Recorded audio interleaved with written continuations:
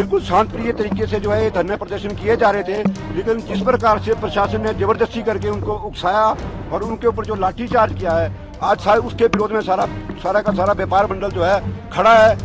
ये तस्वीरें शिमला की हैं, जहां आज स्थानीय व्यापारी सड़कों पर उतर आए हैं। दरअसल स्थानीय व्यापारियों ने आज शिमला बंद का आह्वान किया है और एकजुट होकर प्रदर्शन कर रहे हैं। दरअसल प्रदर्शनकारी शिमला पुलिस और हिमाचल सरकार के खिलाफ जमकर नारेबाजी भी कर रहे हैं। जिसका खून न खोले, खून नहीं वो पानी है, पुलिस का अत्याचार नहीं सहेंगे। बता दें कि कल शिमला में जबरदस्त हलचल देखने को मिली थी। संजौली मस्जिद विवाद को लेकर हिंदू संगठनों और स्थानीय लोगों ने कल प्रदर्शन किया था। इस प्रदर्शन के दौरान हजारों लोग सड़कों पर उतर आए थे, जिसमें भारी संख्या में स्थानीय महिलाएं भी शामिल थीं। हालांकि कई इलाकों में प्रदर्शनकारी बेकाबू हो गए थे, जिसके बाद पुलिस ने लाठीचार्ज किया था और कई इलाकों में प्रदर्शनकारियों के खिलाफ वाटर कैनन का भी इस्तेमाल किया गया था। पुलिस के इस एक्शन के बाद प्रदर्शनकारी हिमाचल की सुक्खू सरकार पर भड़क गए हैं। वहीं पुलिस के एक्शन के बाद आज शिमला के स्थानीय व्यापारियों ने भी पुलिस और सरकार के खिलाफ मोर्चा खोल दिया है। कल जो हिंदू संगठनों के ऊपर जो हिंदुओं के समर्थन में कल जो धरना प्रदर्शन किया जा रहा था, बिल्कुल शांतिप्रिय तरीके से जो है ये धरने प्रदर्शन किए जा रहे थे, लेकिन जिस प्रकार से प्रशासन ने जबरदस्ती करके उनको उकसाया और उनके ऊपर जो लाठीचार्ज किया है, आज सारे उसके विरोध में सारा का सारा व्यापार मंडल जो है खड़ा है। और हम सबसे पहले हम हिंदू है और हिंदू हित के लिए जो बात करेगा, हम सारे व्यापारी भाई जो है उनके साथ बिल्कुल खड़े हैं और आगे भी कंधे से कंधा मिला करके चलेंगे। धरने की बात कल यहाँ पर की गई थी, पर पत्थरवाह भी उस तरह से यहाँ पर हुए हैं, उसके लिए देखिए, जहाँ इतनी बड़ी संख्या में इकट्ठे होते हैं, अब कौन बीच में गलत तत्व कार्य कर जाए, उसके लिए कोई पूरा का पूरा संगठन दायित्व नहीं ले सकता है। कोई शरारती तत्व उसमें बीच में कर गया होगा, लेकिन फिर भी वो शांतिप्रिय तरीके से कर रहे थे, क्योंकि मैं कल भी उस धरने के अंदर था और उसमें कोई भी ऐसा कार्य नहीं किया जा रहा था जिससे कि वो पुलिस प्रशासन को भड़काया जा रहा था। आपकी मांग क्या है? आज जो हमारी मांग है कि एसपी शिमला को बर्खास्त किया जाना चाहिए। जिस प्रकार से अत्याचार हिंदुओं के ऊपर हुआ है और जो बिल्कुल शांतिप्रिय तरीके से वहाँ पे काम कर रहे थे, उसके लिए आज सारा व्यापार मंडल खड़ा है और उसी के लिए हम विरोध प्रदर्शन कर रहे हैं कि जितनी जल्दी हो इनको बर्खास्त किया जाना चाहिए। शिमला के स्थानीय व्यापारी पुलिस पर बर्बरता का आरोप लगा रहे हैं। वहीं शिमला के एसपी संजीव कुमार गांधी को बर्खास्त करने की भी मांग कर रहे हैं। वहीं कल हुए प्रदर्शन को लेकर शिमला के एसपी संजीव कुमार गांधी का क्या कहना है, सुनिए। सभी से यही अपील की थी कि ये शांति व्यवस्था को बनाए रखने में सहयोग करें और इसी के दृष्टिगत जो है 163 जो BNSS जो हमारी भारतीय नागरिक सुरक्षा संहिता है, उसके अंतर्गत भी प्रोविजंस को इन्वोक किया था। जो इस पूरे मामले में जो अपने आप को स्टेक होल्डर्स क्लेम करते हैं, कुछ लोग अपने आप को सिविल सोसाइटी का बताते हैं और कुछ और लोग, तो उन लोगों के साथ भी बैठक की थी और उन सभी को सभी ने ऐसे एश्योर किया था कि ये सब शांतिपूर्ण है। लेकिन जिस प्रकार से कल पब्लिक प्रॉपर्टी को नुकसान पहुंचाया और बैरिकेड्स को तोड़ा और उसके बाद जो सभी लोगों ने देखा, आप लोगों ने भी देखा कि किस तरह सुनियोजित तरीके से पत्थरबाजी की गई, पुलिस के जवानों को इसमें चोटें आई हैं, तो ये सारा के सारा जितना भी जो घटनाक्रम हुआ है वो एक अपने आप में जो है वो व्याख्या करता है सभी चीजों की।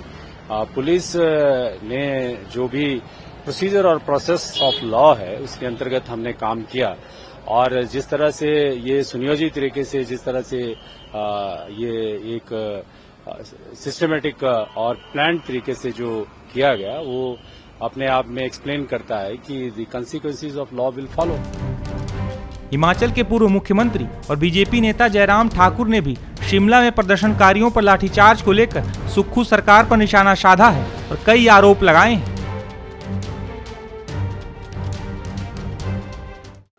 देखिए, ये संभावना पहले से लग रही थी कि हिंदू समाज में आक्रोश है और इसलिए हमने विधानसभा के अंदर इस मामले में कहा था कि इसकी संवेदनशीलता को ध्यान में रखते हुए सरकार गंभीरता से ले और समाधान की दिशा में क्या किया जा सकता है उस तरफ आगे बढ़े। लेकिन सरकार ने गंभीरता से लिया नहीं।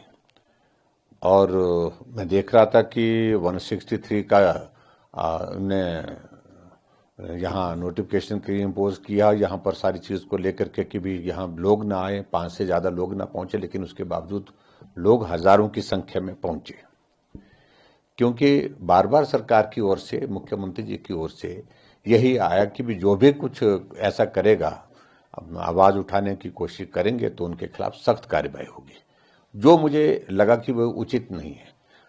अगर वो ऐसा बोलते हैं कि सभी से मेरा निवेदन है कि इस में आप आंदोलन में ना जाएं और हम बहुत जल्दी कोशिश कर रहे हैं इसमें समाधान की दृष्टि से प्रयास करने की कोशिश कर रहे हैं, अगर ऐसा कहते तो शायद मुझे लगता है कि चीजों का समाधान की दृष्टि से रास्ते निकल सकते थे। लेकिन फिर भी जो आज हुआ, शांतिपूर्वक ढंग से प्रदर्शन कर रहे थे लोगों को रोका गया और फिर वाटर कैनन का इस्तेमाल हुआ, लाठीचार्ज हुआ, लोग घायल हुए और लोग हॉस्पिटल गए हैं। अभी उनका मेडिकल चेकअप हो रहा है। तो इसके लिए तो वर्तमान में जो हिमाचल प्रदेश में कांग्रेस की सरकार है वो दोषी है सारी चीज के लिए, क्योंकि इस तरह का इंसिडेंट होना, इसको बहुत संवेदनशीलता के इसकी देखते हुए उसको सारा टैकल किया जा सकता था, हैंडल किया जा सकता था, लेकिन मुझे लगा कि वही उस तरह से उन्हें प्रयत्न और प्रयास करने की आवश्यकता महसूस नहीं की। और बाकी तो मैं यही कहूंगा कि आगे भी मैं यही कहूंगा, जो भी प्रदर्शनकारी हैं अब वो शांतिप्रिय ढंग से आप अपने स्थान पर रहें और उसके बाद कानून अपने हाथ में लेने की आवश्यकता नहीं है। और हम भी सरकार से बात करेंगे, प्रदेश के मुख्यमंत्री से बात करेंगे कि इस संदर्भ में जल्दी से कार्रवाई करें।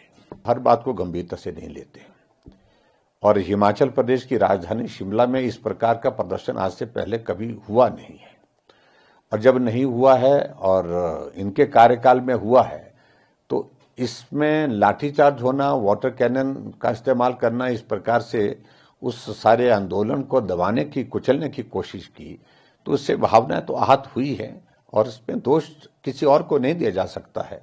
और मैं सिर्फ यही कहूंगा कि संवेदनशीलता इस सारे की देखनी चाहिए, इस मामले की देखनी चाहिए, ये बहुत आवश्यक है। और जो लोग मांग कर रहे हैं जिससे उसको सुन करके उसका क्या समाधान निकल सकता है जल्दी से करना चाहिए। दरअसल स्थानीय लोगों का प्रदर्शन केवल शिमला के संजौली मस्जिद में हुए अवैध निर्माण के खिलाफ नहीं था, बल्कि स्थानीय लोग शिमला शहर में बढ़ते दूसरे राज्यों के लोगों की संख्या से भी परेशान हैं। स्थानीय लोग तो ये भी दावे कर रहे हैं कि शिमला और आसपास के इलाकों में बड़ी संख्या में रोहिंग्या मुस्लिम और बांग्लादेशियों को बसाया जा रहा है। यहाँ पर मुस्लिम आबादी कैसे बढ़ रही है और मुस्लिम आबादी के बढ़ने की वजह क्या है, और साथ ही साथ ये भी बताइए कि इन लोगों का यहाँ पर पेशा क्या है, ये लोग क्या करते हैं आप? जी देखिए, मैं मूलतः शिमला संजौली में ही मेरा जन्म हुआ है और अभी तक मतलब मैं यहीं शिमला में ही अपनी पढ़ाई करी है और अब मैं जॉब भी यहीं शिमला में कर रहा हूँ। तो हमने इनको काफी पहले से देखा है। तो जब हमें पहले का याद आता है तो बहुत कम यहाँ पे जो मुस्लिम पॉपुलेशन थी, और आपको पता है वैसे हिमाचल के लोग बहुत ही शांति प्रिय है, प्रेम सद्भाव से रहने वाले हैं, मेहनती लोग हैं। तो हम में यहाँ पे सारे समस्त लोगों ने कभी भी अपोज नहीं किया। आज ये नौबत आ गई है कि सबको धरने पे उतरना पड़ रहा है। वो इसलिए आई है क्योंकि कुछ सालों में इनकी जो तादाद है, इनकी संख्या जो है वो इतनी बढ़ गई है कि अब आम लोगों को अपनी हर एक कार्य करने में उनको प्रॉब्लम आ रही है। स्कूल जाते हैं बच्चे, उनको उसमें प्रॉब्लम आ रही है। ये रास्ता है यहाँ पे फ्राइडे को काफी रश हो जाता है, कमेंटिंग होती है, जो व्यवहार है वो ठीक नहीं है। जितने भी हमारे वेंडर्स है ऊपर, जिन्होंने अब इलीगल है लीगल है ये तो मुझे ज्यादा जानकारी नहीं है, पर जो मेजॉरिटी है उसमें से इलीगल है, तो उनका बिहेव भी ठीक नहीं है। जिस तरह से कोई महिला जाएगी, कोई लड़कियां जाएगी तो उनको कमेंटिंग करेंगे। और इनकी एक और चीज है, कोई भी जो क्रॉस हो रहा होगा उसको वो घूरेंगे, आंखों में आंखें डाल के घूरेंगे, एक तरह की चुनौती देंगे उसे। और कई बार मैंने पूछा भी भाई कि आपको क्या प्रॉब्लम है, आप आंखों में क्यों घूरते हैं, आप जो काम है तो उसके बाद फिर उनके पास कोई जवाब नहीं होता। ठीक है, अब एक चीज बताएं कि यहाँ पर मुस्लिम आबादी, चाहे शिमला की बात करें, संजौली की बात करें, कब से बढ़नी शुरू हुई है, कैसे बढ़नी शुरू हुई है? सर देखिए, ये धीरे धीरे मतलब जहां से हमें याद आ रहा है, जैसे याद आ रहा है तो ये बढ़ ही रहे हैं। पर अभी कुछ पिछले 3 इतने सालों से इनकी आबादी बहुत ही ज्यादा बढ़ रही है। यहाँ मैं भी, अगर हम किसी को पूछते हैं तो वो बोलते हैं कि हाँ हम बंगाल से आए हैं, तो बंगाल से तो रोहिंग्या ही आएंगे यहाँ पे, तो उनका कोई डॉक्यूमेंटेशन नहीं, कोई आधार कार्ड नहीं है। इवन कुछ साल पहले ये न्यूज भी आई थी कि एमसी के लोगों ने रोहिंग्या को सफाई कर्मचारी रख दिया यहाँ पे।